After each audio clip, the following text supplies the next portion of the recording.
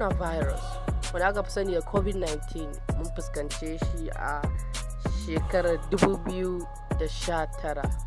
to a yanzu ma mun ƙara samun sabuwar cutar wadda ta sha bamban da waccan a wannan lokaci a ƙasar England.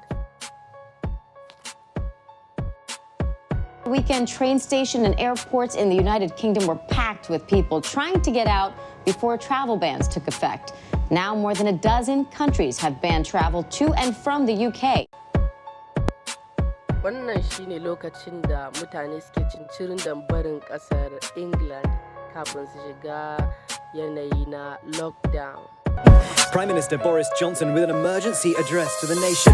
As Prime Minister, it's my duty to take difficult decisions, to do what is right to protect the people of this country. Illolin cutar kuwa su ne ta fi waccan covid-19 saurin yaduwa da kashi 70 cikin 100.